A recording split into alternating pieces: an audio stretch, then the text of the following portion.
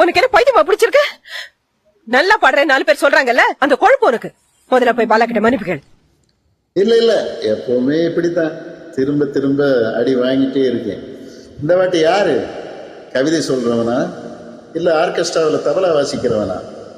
எல்லாம் இந்த அழகு இளமை இருக்கிற வரைக்கும் தான். அதுக்கப்புறம் திரும்பி பார்க்க ஆள் இருக்காது. என்ன சொன்ன? நிஜமா சொல்லுங்க, நான் அவரது கல்யாணம் பண்ணிக்கணுமா? சொல்லுங்க. அவனுக்கு என்ன குறைச்சல்? அழகு இல்லையா, அறிவு இல்லையா? 2 கால் தான் இருக்கே. நான் கேட்டது என்ன?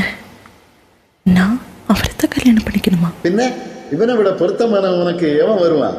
கிடைச்சாச்சு. யாரு? எனக்கு தேவை பாட்டு பாடுற போல பிளேயர் இல்ல. எனக்கு வேண்டியது இங்க.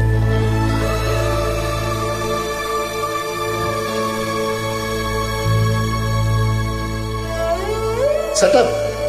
கருணையும் காதலையும் போட்டு குழப்பாத. தெளிவா இருக்கேன்.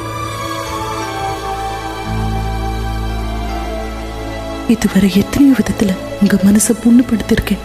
எது பேசிருக்கேன். உங்களை புரிஞ்சுக்காம நடந்திருக்கேன். ஆனா அதுக்கு பதிலா நீங்க எனக்கு அன்புதான் கொடுத்தீங்க.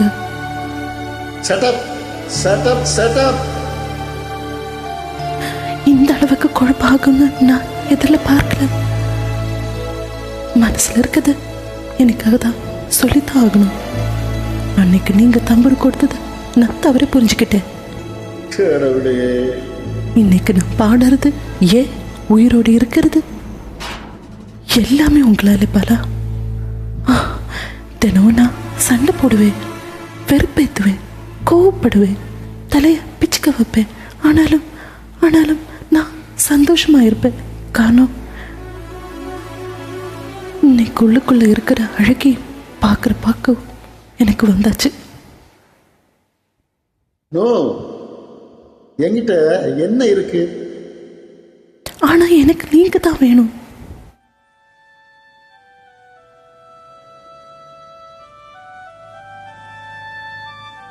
வாழ்க்கையில சில கேள்விகளுக்கு சீக்கிரமா பதில் கிடைக்கிறது இல்லை. நான் எதுக்கு இராணுவத்தில் சேர்ந்தேன், காலை இழந்தேன், குடிச்சேன், உன்னை சந்திச்சேன். உன் மனசை புரிஞ்சிக்காம இன்னொருத்தனை கூட்டிட்டு வந்து பிடிச்சிருக்கான்னு கேட்டேனே. இந்த பச்சைக்கண் தேவதைய கொடுக்கிறேன், பத்திரமா பார்த்துக்கொண்டு கடவுள் என்கிட்ட ஒப்படைச்சிருக்காரு. பார்த்துப்பீங்களா?